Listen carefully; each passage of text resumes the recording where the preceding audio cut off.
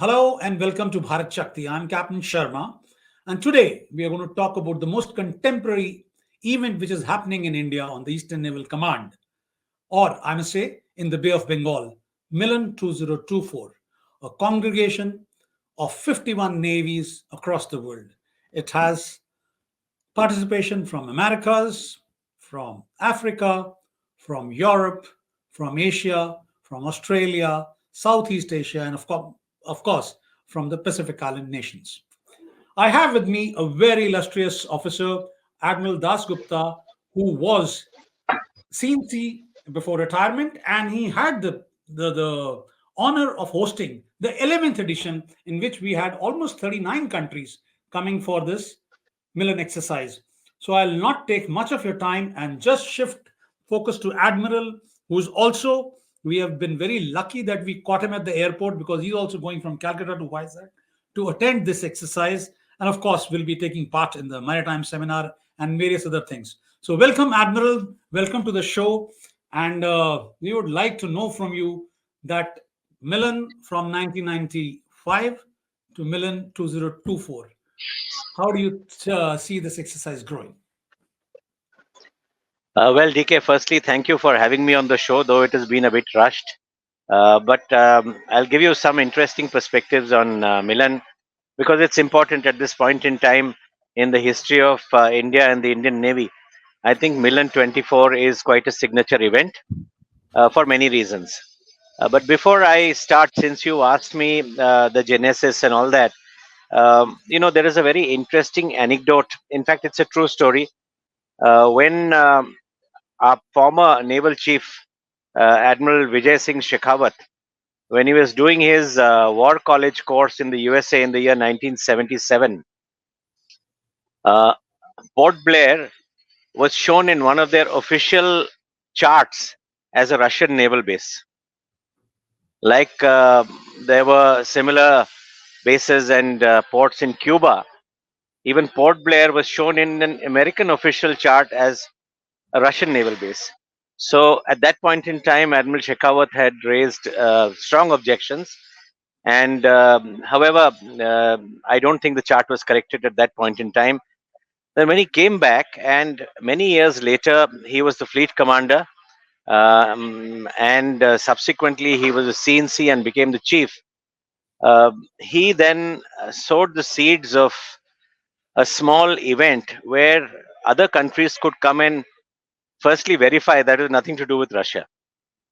And so initially he became the chief in 1993, and he worked on this for 2 years. He sent out invitations to navies in the Bay of Bengal.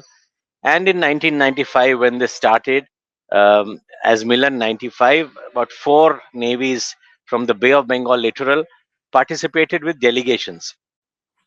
And it was a small event. You played some games, you had some cultural exchanges, and shook hands and had a drink. That was Milan of 1995. Subsequently, and it was let me also at this point in time make a mention that this was a purely naval event, completely naval event, and it had nothing to do with the other services as it stands today as well. Because eventually, I think you will ask me a question, sir. Why was it shifted away from Andaman as a 3-star, tri-service command, and why has it been brought to Vizag? It has always been a naval event, so I think that question is irrelevant. So that's why I thought I'll kill this in the beginning. Subsequently, as the editions kept going, from year to year, became bigger and bigger. And at one point in time in the year 1998, I think in Port Blair, almost 15 to 17 navies participated, some with ships, some with delegations. And that time it was felt that, I think the Milan should be shifted to the mainland, more because of the administrative and logistic reasons. And I think the Navy would be better placed to host a large event on the mainland rather than in Port Blair. So these are my initial comments, and we can take on any further queries that you might have. Sir, you said that this was a naval event and started as a mu- bi- uh, we do have bilateral exercises with all our littorals. Then it was the multilateral angle came into it. But now, don't you think that this is more of a diplomatic exercise? This is the diplomatic heft of India that is attracting so many countries, 51 countries, right from Eritrea to Yemen to I'm aware there are 4 countries from the Americas coming, from Pacific Islands, from New Zealand, Australia, 22 countries from Asia. So this is a big messaging, sir, given the geostrategic compulsions of the world as it stands today. What do you say about it, sir? Yes, indeed. Any naval engagement is an extension of diplomacy, whether it is bilateral or whether it is multilateral or trilateral or whether it happened in the 95 or it happening in 2024. It is an extension of the diplomacy of the country.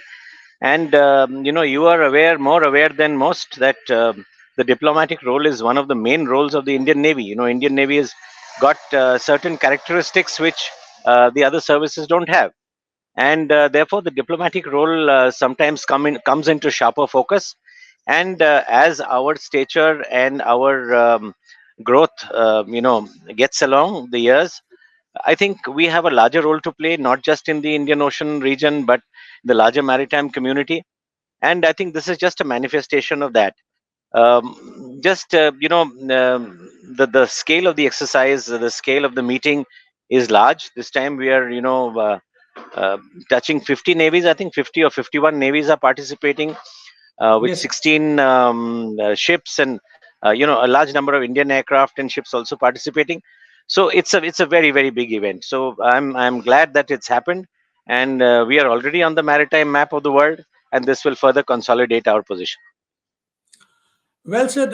Talking of the interactions which take place now, since so many navies have sent their people over here, 15 ships, 16 ships, aircrafts, and the whole of Indian Navy congregating over there. So these bonds which are built, the bridges of friendship, they go a long way. So how do they help us in fostering our relationships in these times, in these difficult times when you have a country which is throwing its weight in South China Sea? So how do you see that, sir? Or is there any underlying message that India is now getting all of them together, and of course, and we promote something else. We do not go into the coercion way, or we only promote safe navigation, open seas, and global commons for all. Well, DK, I don't think it is fair to see every event in the lens of one or two adversaries. We have been at maritime diplomacy for as long as we've existed as a navy, and as our professional competence, as our trust building, and as our stature as a navy has kept expanding, we have made more and more friends around the world. And this is just a manifestation of our ability to bring our friends together and talk the same language, and uh, build our capabilities and interoperabilities to handle common challenges at sea. The future belongs to the oceans, and we are all aware that each nation, each country in this world is looking at the oceans in a big way, because it's going to impact the economies of the world in the coming decades in a big way. And what better forum than Milan 24 to start exchanging ideas and see how, in this area of enhanced maritime awareness, how much better, how much more peaceful, and how much more secure we can make our oceans. Another very important question which I'm going to throw at you is, Admiral, how do you see MILAN vis-a-vis WPNS, that is the Western Pacific Naval Symposium, or the RIMPAC exercises which are conducted by the US? Don't you think that we are also trying to, you know, gather the like-minded, friendly foreign navies and uh, mull over the challenges which are facing us? Yeah, why not? The Indian Ocean Naval Symposium was the Indian equivalent of the WPNS, and that had many participants and many observers. And RIMPAC is also a multinational exercise which is conducted by the United States Navy. It's a very large exercise which is held in the Pacific every year. And I think in this part of the world, if there is any country that is capable of hosting and conducting a large scale exercise, well, one of them is definitely India. And we have friends in the region, and we have friends who are extra regional forces within the region, and all of them quite happily come and attend Milan and every other invitation that we send out to them. Quite happily they come, because they feel that it's a good meeting place, it's a good place to exchange ideas, learn from each other, and sort of just build bonds of friendship. What is the aim? The aim is friendship. The aim is building trust. The aim is to talk the same language should we be faced with a common challenge. And as the years go by, the areas of cooperation are only going to increase. So that is the broad idea, I think. So, what do you think? Final question to you, sir. What are the key takeaways from this big congregation which is happening, in which so much of assets and so much of hard work is being put up by Indian Navy and especially the Eastern Naval Command? And I'm asking you this question because you were very closely associated with it when you hosted it in 2022. Well, yeah, the first time it got hosted in the mainland was 2022. It was supposed to have been done in 2020, but the pandemic took charge. And in 2022, we wanted to upscale the level exponentially. That is when we had about 39 countries and 13 ships participating. This time it's gone to 51 countries, 16 ships, 50 of our own aircraft, 20 plus ships, including both our aircraft carriers. So it's been a bigger jump even this year. Takeaways: one is that we have more and more friends in the world. The number of navies willing to cooperate with us and willing to share the trust that we have built is increasing. It is also a reflection of our acceptability in the world community. It is also a confirmation of our professional ability, our confidence, and logistics and administrative prowess to undertake a venture of this magnitude. And I think it's just another signature event or a manifestation of India having firmly arrived on the world stage. Thank you very much, Admiral. Thank you for your time. And viewers, this is what Admiral Dasgupta, who was heading the command very recently, has to say about Milan, a congregation of more than 50 navies, thousands of personnel who have come over to Vizag, and there is going to be camaraderie, cohesion, collaboration. Thank you for watching this episode. If you have still not subscribed to our channel, please do that. Press the bell icon, share, and do send us your feedback. Thank you, Admiral. Thank you, DK. It's a pleasure talking to you.